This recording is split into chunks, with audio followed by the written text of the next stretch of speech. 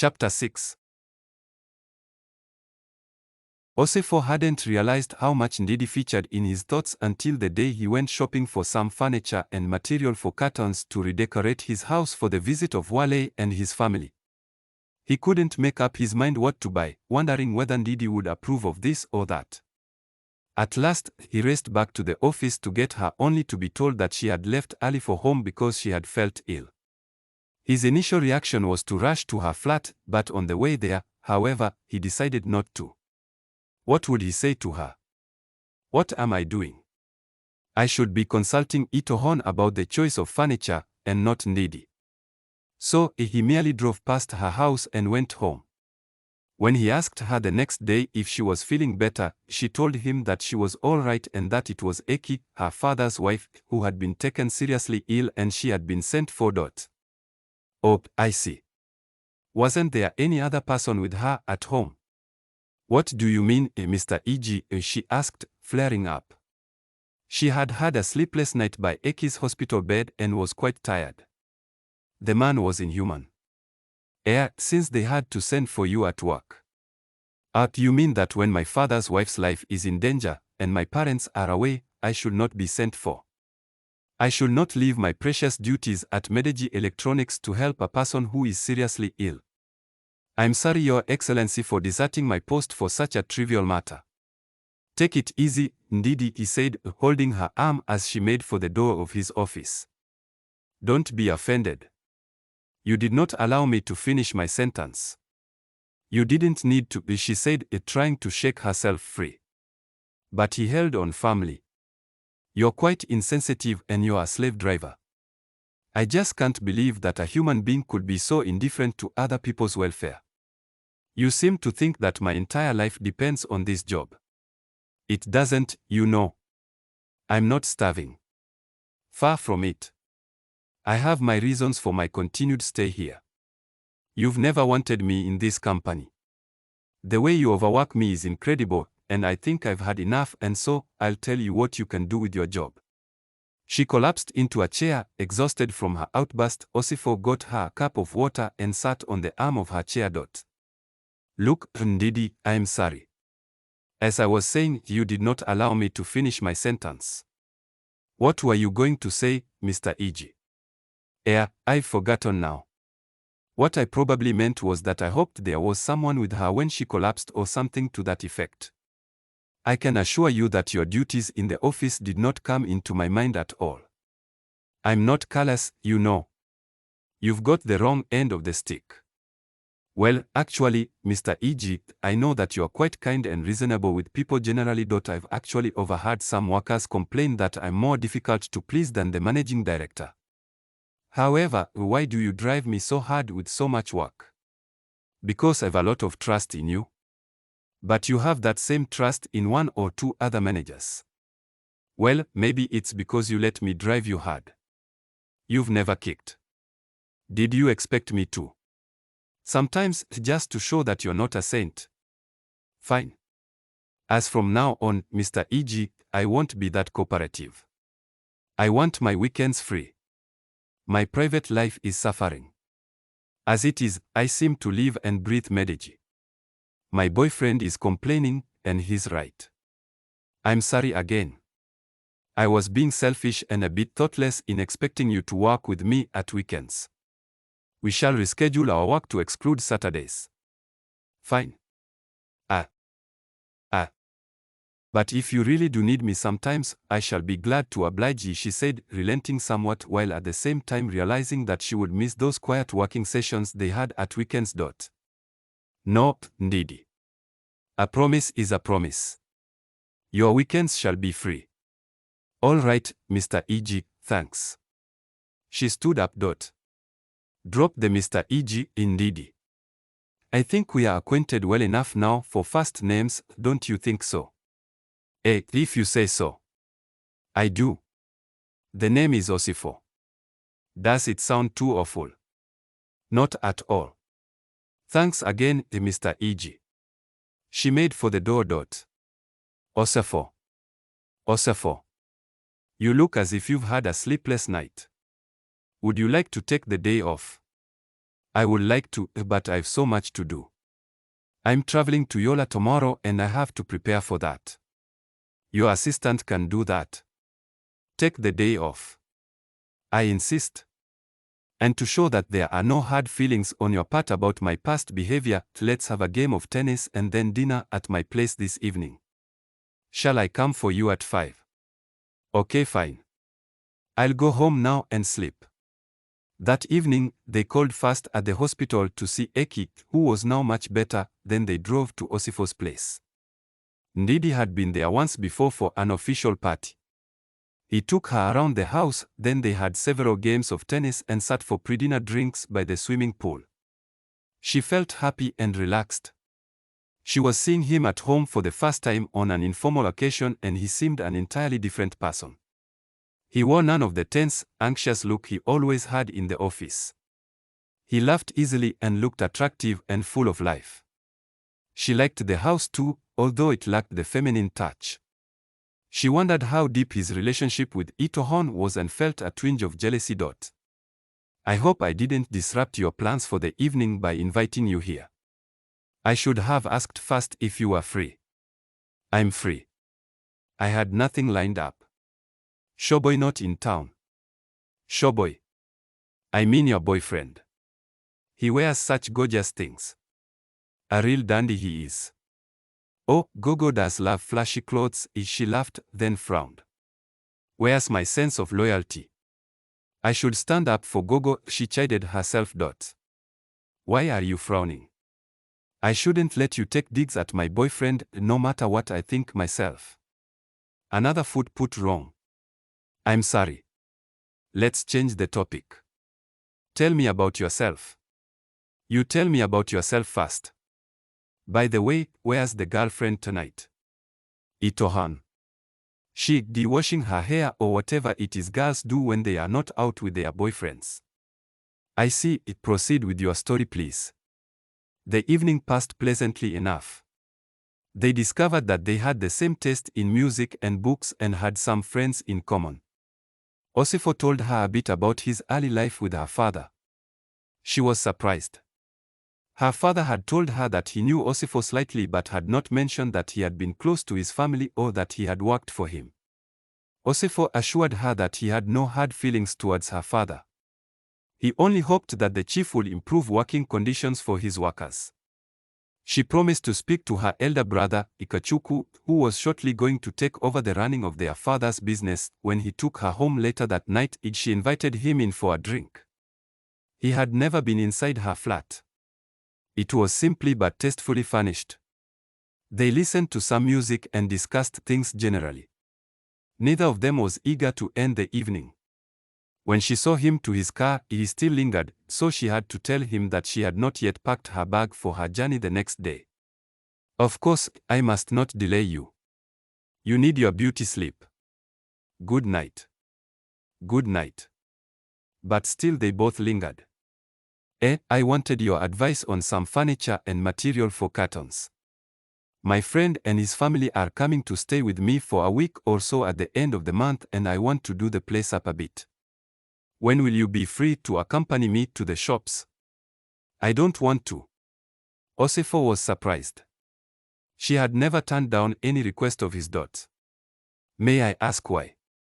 For one thing, you did not ask me nicely. You just assumed that I would come. As if it were part of my duties for the company. It isn't. Then, what will your girl say?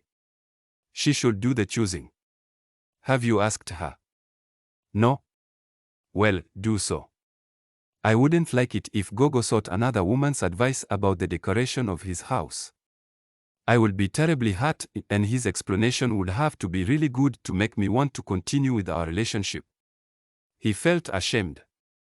No lady had ever chided him like that before. It really was not fair to Itohon. I suppose I didn't think. I seem to have put every foot wrong today. Thanks for shaking me up a bit. Have a nice trip. When will you be back? Sunday night. I'm spending the weekend at the Yankari Game Reserve. Gogo is joining me there. Lucky guy. Take care of yourself. I will, thanks. He got into his car and left. Osifo felt a sense of loneliness at Ndidi's absence. He asked himself what was happening to him. He had never felt like this before. Each day seemed to drag into a long week. He couldn't concentrate on anything. He kept thinking of her and what she was doing. The thought that Gogo was going to join her for the weekend did not help his peace of mind. He toyed with the idea of turning up in Bochi before Gogo did. What for? What's happening to me? He asked himself again. I can't be in love with her. Not her of all people. I mean, she's not exactly my cup of tea. For one, I don't go for light-skinned girls, not since my experience with Chichi. She had been a lovely dark-skinned girl he had dated some years back when she was a student at the School of Basic Studies in Makodi. Their romance had lasted exactly one term, and mostly in the form of letters. He had driven her to the airport in Benin City one morning, kissed her tenderly and put her on her plane for Lagos. 3 months later he had gone joyfully to the airport to welcome her back for the holiday, and he had got a shock. He wouldn't have recognized her if she hadn't spoken. It was incredible. She had become very light-skinned, and in a sickly way too, before black patches still showed in some areas.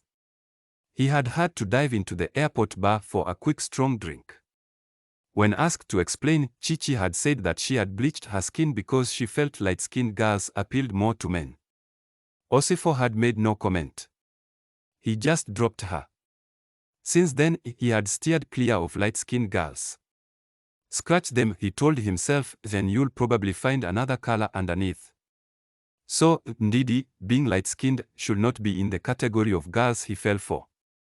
He did not experience any quick heartbeats as people in love are supposed to do when they saw the object of their affection. Maybe I'm too old for that, he thought. He simply enjoyed being with her.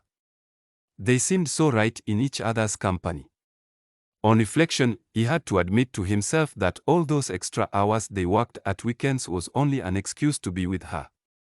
What did she feel about him? Not that it mattered, for dating a member of staff was out of the question for him. Perhaps if she resigned, would he still feel the same way if they no longer worked together? What about Itohan? He knew then he couldn't marry her. Not while he felt the way he did about Ndidi. What was he to do? He was surprised to note that she tried to avoid him as much as possible when she came back from her trip to the north. She was also very brief whenever she came to his office to consult him about anything. He was puzzled but left things as they were. One morning, when he asked for her, he was told that she had begun her annual leave. He was hurt. She should have told him that she was going away, even if only as a matter of courtesy, he told himself. He paid her a visit that evening. He was let into the flat by Egie. Ndidi was playing with the baby on the floor of the sitting room. "Oh, Mr. Egie, this is a surprise," she said, getting up and straightening her dress. "I hope you've not come to cut short my holiday." "I wouldn't dare. Not after the way you told me off the other day." "Oh, that. I was just letting off steam after a night of anxiety. You happened to be around, so you were the victim. How are things going? Please sit down." "Thanks. You've hurt me." "How?" "First of all, why Mr. Egie again?" That was for the benefit of Egie. She might read meaning into our being on a first-name basis. "Why else are you hurt? Why didn't you tell me that you were going away? I thought you knew I was due to go on holiday this month. You approved it when I discussed it with you some weeks ago." "Yes, but I didn't know it would be soon. You could at least have looked in to say goodbye when you were leaving. However, that's that. Why have you been avoiding me lately?" "What do you mean?" "Well, you no longer stop to chat. You behave as if I've got the plague." "That's not right, Osifo. I only thought I shouldn't be so close. All that talk of being your backbone and all that. You had that too. That was ages ago. I'm disappointed that you should allow yourself to be bothered by such silly talk. I'm not really, but it might do some damage to your image in the company. I don't want that. I think you're very much your own man. Thanks. That's a kind remark to make. How's Itohan? She defined thanks. Where are you spending the holiday? He asked after a while. Are you traveling out of the country? Yes. Gogo and I are going to Nairobi and then to Europe. That's nice. When are you leaving? Next week. Have a lovely time. Nairobi was fantastic and all their holiday arrangements there went without a hitch, but Ndidi did not enjoy herself as much as she had thought she would. She kept thinking of Osifo and what he was doing. Nothing Gogo did pleased her, and she kept on grumbling about one thing or the other. He was perplexed, and after a few days he got fed up. He had lately begun to think that their relationship was getting stale as he was beginning to feel stifled, but he was very fond of her and had thought that probably in the future they would set up home together. Now he was having doubts. That faraway look in her eyes and her lack of attention while they were together told his experienced mind that something was brewing somewhere. Could it be another man, or was she too getting stifled by their relationship?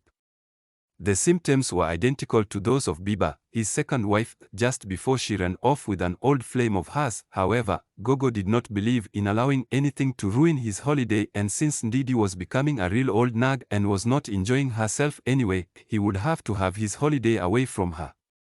Perhaps when they were back in Nigeria things would improve. So, after yet another silly row during which she said she would not accompany him to Europe, he put her on a plane for Lagos and went on alone. They both knew that that was the end of the relationship, although they did not acknowledge it at the time. Ndidi did not know whether to be glad or sad at the parting. She had been quite fond of Gogo and had enjoyed their time together, but she knew that things could not continue the way they were. There had to be something definite. She still had 3 more weeks to go before the end of her holiday. She toyed with the idea of ringing up Osifo and telling him that she was cutting short her leave and coming back to work, but she decided against it. That would mean putting herself in the hollow of his palm again, as if she lived only for her job. Certainly, she could not do that after all the noise she had made about overwork and unholy hours of duties. So, she spent 2 weeks with her parents in Lagos and 1 week in Benin City. She had a relaxed time doing precisely what she liked, but she missed Osifo's company badly and kept hoping that he would call. What for? She asked herself. As far as he's concerned, I'm still another man's girl. She was too shy to ring him up or drop by at his house. She realized that she was in love with him.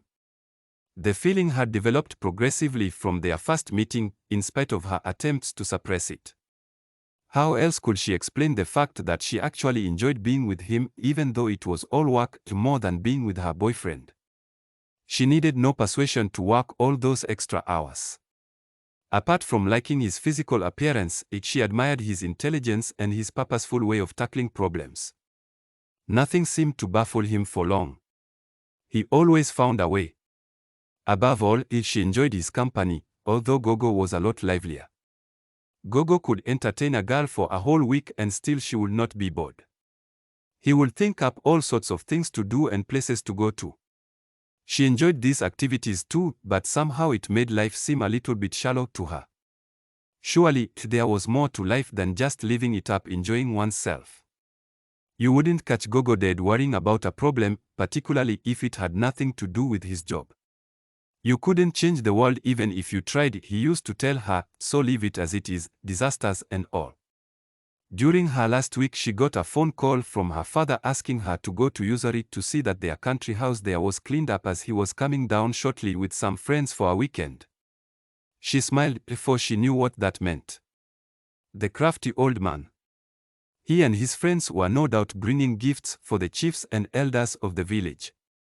Later, they would visit youth and neighboring villages which formed part of Chief Amengo's constituency. Elections were just 15 months away and he was taking no chances. She liked the country house in Usari with its vast grounds and lovely garden. It was looked after by a couple in the village. One thing she missed while there was a tennis court. Perhaps her father could be persuaded to build one and she could come down with friends for weekends. It would help ease the boredom of a visit, for most of the time all she could do was sit in the garden and read or go for long walks. It was while on one of these walks that she came across a sign outside a house which read the Egies. She was curious. Could it be the same family as Osifo's? Perhaps it was a brother or a cousin. She remembered that he had once told her that their fathers had been playmates at usury. Was he an usuryman then, or did his family live there temporarily as hers once did? Were his parents still alive? She suddenly realized that she knew next to nothing about him, and yet he was constantly in her thoughts. She stood by the gate looking at the sign and trying to make up her mind whether to go in and ask if it was the same family as his. She had never been to that part of the village before, but she knew that the villagers were usually friendly and wouldn't consider such a question impertinent. However, things were made easier for her when a disembodied voice said, "How's the holiday girl?" She whirled round and almost fell into Osifo's arms. Her heart did a somersault and she blushed. Oh dear, she thought, what will he think of me? He must think that I'm running after him, standing here and gazing at his house like an idiot. I was just passing by and no excuses, he said, gazing into her eyes, his own dancing with mischief. Welcome to usury. I didn't know you come down here. This is only my second visit and I've not been here for several years. My father's coming down next weekend with some friends and I came to make sure that everything would be ready for them. Good girl. Well, you're welcome, all the same. Come into our humble abode and meet my parents. Ndidi had calmed down now. She looked at him with curiosity. He looked so attractive in his tracksuit. He must have been out jogging. What are you doing out here at midweek, Osifo? She asked. Nothing. Just thought I'd take a few days off and rest. It's unlike you to leave the office and take a rest during the week. Oh well, we all change. Come in. He led her into a large sitting room with old but comfortable furniture. The walls were covered with family photographs. I only arrived last night. Please sit down. What he did not tell her was that he had been to her flat and had been told by a neighbor that she had traveled to usury, and he had come chasing after her. What had prompted the visit to the flat was that twice in the last few days he had seen Gogo in the company of another girl. He had been surprised because Gogo and Ndidi were usually inseparable whenever Gogo was in town, and anyway they had gone away together on holiday. He decided to find out in a subtle way what had taken place. If she was free, then he would have to let her know what he felt about her, for he knew he was in love with her. Being in love, he discovered, filled you with glow, but not knowing whether your love was returned was pure torture. He was determined to find out, yet he still held back. What if she rejected him later, as Madam Adani had done? What if she laughed in his face when he pleaded how much he loved her? No, that could never happen with Ndidi. The Madam Adani affair had been different. He was a young, inexperienced boy she had picked up and later discarded. Looking back now, he felt that she did not send him away out of carelessness. Where could such a relationship have led? It would have ended sooner or later, for the lady had been almost old enough to be his mother. What he had felt for her was initially admiration and then, later, gratitude for providing him with a home when he badly needed one. It was not love. Infatuation, perhaps. So, in a way, she didn't actually reject his love. He realized now that he had no grounds for holding himself back from falling in love. He looked now at Ndidi, his heart beating with love. He couldn't say why he was in love with her. He knew he wanted her by his side always. He hoped she cared too. What do you think of our village? He asked her, trying to act casually. It's cute, but a bit too quiet. You could almost hear a pin drop. Youth is a lot livelier. That's true. It's also larger. How often do you come down here? Almost every weekend. That is, since you stopped working with me at weekends, he added, looking straight into her eyes. Don't you find it boring here? She asked, looking away. What do you find to do? I think. It's here I come to indulge in my dreams. I see. Won't you ask me what my dreams are about? Aren't you curious? She stammered. So, did you enjoy your trip to East Africa and Europe? Yes, I did. It was very nice. Why not tell the truth? She scolded herself. It will be too embarrassing, she realized. And the boyfriend? Did he enjoy it too? Oh, yes. In fact, we are planning another one for the Christmas holiday. Really? He asked, looking at her searchingly. Yes, she gushed. That safari was simply out of this world. I'm pleased you enjoyed yourselves, he said coolly. Oh, here comes my father. Papa, meet Ndidi, Chief Amengo's daughter. We are colleagues. I'm glad to meet you, my daughter. You're the spitting image of your mother. It's nice to meet you at last. Our son has told us how efficient you are at your job. That's very good. Thank you, sir, said Ndidi, blushing. How's your father? I've not seen him for a long time. Is he well? He lives most of the time in Lagos now, I understand. Yes, sir, he does. He'll be coming down here next weekend. Is that so? We must invite him here for a meal. Have you met my wife? No, sir. I'll call Mama, put in Osifo as he left the room. Shortly, he came back with his mother, a plump, jolly woman of about 60. Mama, meet Ndidi, Chief Amengo's daughter. Is that who she is? Oh, you're welcome, my daughter, she greeted the girl. She went to Ndidi and embraced her. My, you're a pretty girl. My son omitted to tell us that. He said you work like a man and that he didn't know what he would do without your support and cooperation. Thank you, my daughter. Thank you, Ma. Osifo is a nice boss. We all enjoy working with him. She flashed him a smile and he grinned. But he works too hard, don't you think? Asked Mrs. Egie. I think so too, Ma. Sometimes he doesn't know when to stop. That's true. He wouldn't listen to us. I stay awake some nights worrying about him. The thought of him breaking down in health from overwork is constantly in my mind. What would I do? It will be the end of me. I won't break down, Mama, soothed Osifo. I come down here regularly to rest. Yes, but that's only once or twice a month. And who looks after you over there? Nobody. You refuse to get here we go again, put in Osifo hastily, getting up and making for the door. Come, Ndidi, let me show you the poultry and the fruit garden. Mama, Papa, excuse us. The young lady must stay for lunch, his mother called after them. I'm making banga soup with fish and starch. Will she like that? Yes, Ma, answered Ndidi. Thank you. I'm sorry I had to hurry you out of there just now. My mother is always at me for not getting married. Well, why don't you? What about you? Isn't Loverboy willing to settle down? They looked at each other and burst out laughing. All right, point noted, said Ndidi. Let's talk about something else. How are things going in the office? I hope Udo has been giving satisfaction. Yes, he has. He's good. No problem with him at all, but we've all missed you. That's very flattering. Thank you, Osifo. You're welcome. By the way, there's been some development about the branch we want to open in Ibadan.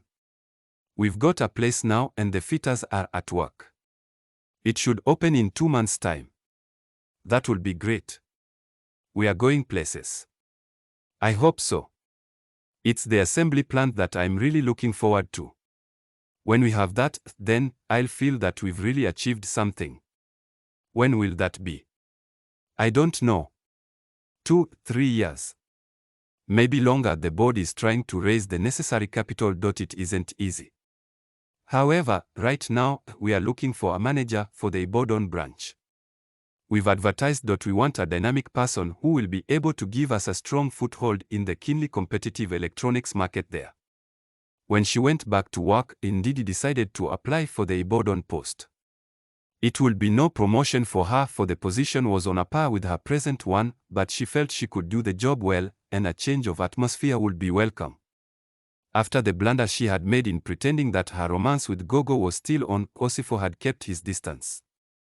He had expressed no emotion when she informed him that she had applied for the post, other than to point out that even though the job carried a lot of responsibility, he was quite sure that she would be able to cope if appointed. It was tough at the interview, and Ndidi did not think she would be appointed, but after hours of heated argument, the panel finally agreed to offer her the job. Funnily enough, after the initial surprise, her letter of appointment and the congratulatory messages from colleagues and friends failed to bring the surge of joy she had anticipated. Instead, she had felt a sense of disappointment. She should be looking forward to her new and challenging job, but she wasn't. She didn't want to go to Ibadan. She wanted Osifo.